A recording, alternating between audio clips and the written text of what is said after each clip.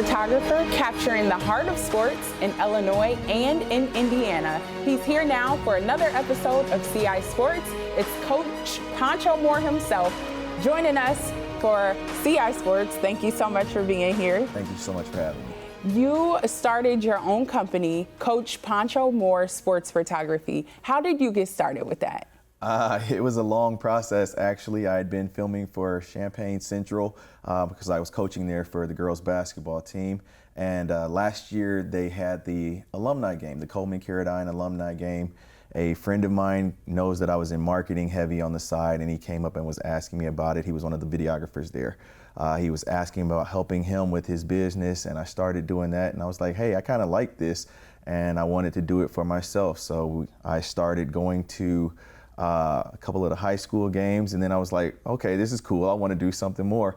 And then I started going to the Illini games, and they have rules and regulations on what you can bring in as far as cameras, but you can have your phone, certain lenses connected to the camera. And I just started shooting from the stands. I would buy a ticket, and then I was like, I really want to do this. And at that point, it became a passion, like full throttle. And yeah, we would just buy a ticket to each game for volleyball, soccer. We were at the soccer, Illini soccer, football, basketball. It didn't matter what sport we were there, just filming from the stands. And so I feel like your love for sports is obvious to me. You've coached, it's in the name of the business, and you're just around it.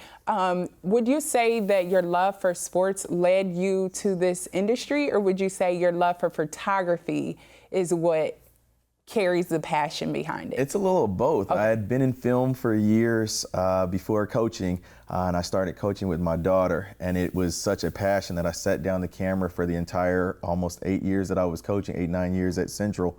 And as soon as she graduated and things transpired in life, and it was like, I picked up the camera and I was like, okay, I like this, and it felt comfortable. And then naturally I started doing sports, and it was like, this is fun. And it became a diehard passion where I would finish coaching and we'd finish a practice, and I'm driving to Chicago to shoot like the G League Bulls or something like that, and then coming back. So it was still sports, but it was still a passion for photography and film. So it was just going hand in hand. What's the average turnaround time for you as far as content production?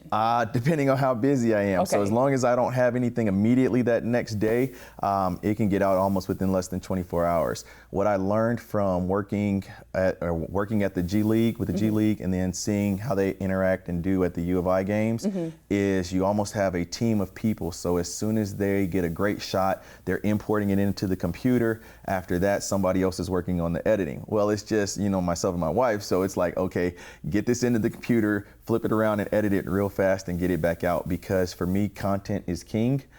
So the faster you can get out your content, the more views and likes and things of that nature. So it really helps business wise. And then as far as sports photography, usually if I do a shoot, sometimes I try to shoot it where it looks pretty good right out of the camera.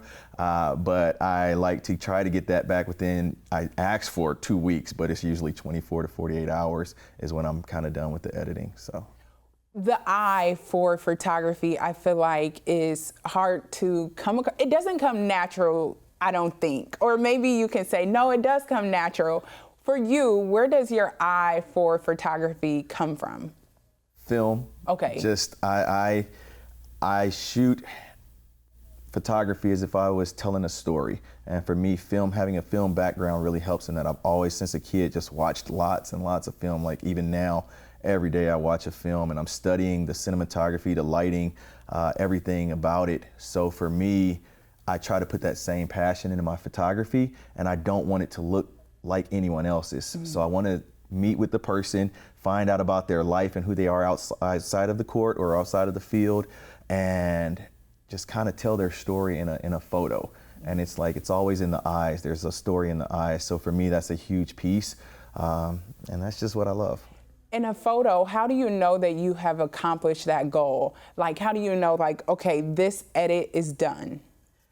Well, even before the edit, sometimes it's just that shot. I shot a gentleman yesterday, the quarterback for Champaign Centennial, and it went spectacular. Right out the gate, the first shot, it was like, this is gonna be great. You know it's a special shoot, and I think Sonny Walker will be pretty pleased with the photos that came out of that shoot yesterday. But it's a thing where you can see it right away, and then once you start editing and get into the flow of things, like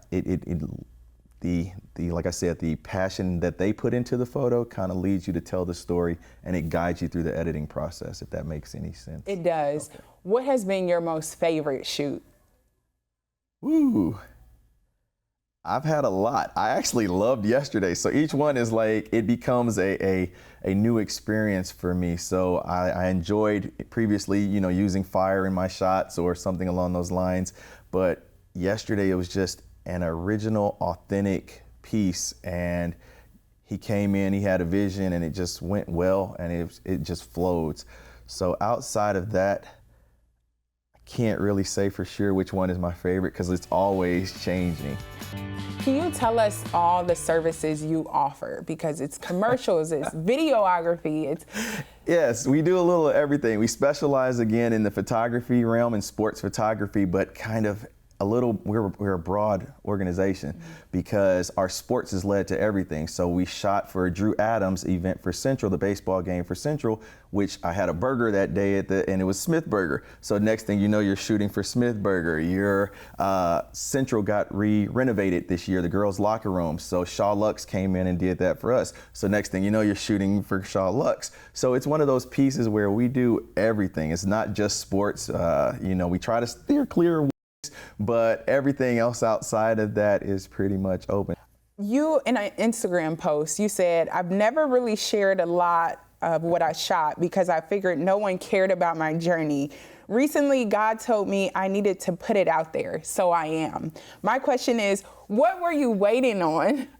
It's one of those things where you're not really pleased with your work. I'm a perfectionist. I like to win on the court, so it's kind of the same thing in photography. And you don't want to compare yourself to other photographers and things like that, but it's a piece in you where it's like, is it good enough?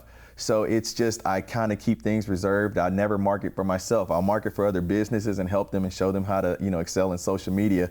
But for me, it was just like, it's cool. I'll just leave that over here, use it when I need a portfolio piece to send off for a creative director position or something like that. But it was just time, and I felt the best thing to come out with, I believe that was on my U of I reel. Yes. So I had a lot of clips from all the sports for U of I, and I just put together a nice little reel and was like, let's just put it out there. I feel like your love and your passion exudes in your work. So keep that up. Well, even within conversation, it's like, oh, he loves this. Yes. And then you see your work and it's like, oh, he has a passion for this. Like, he's good at this.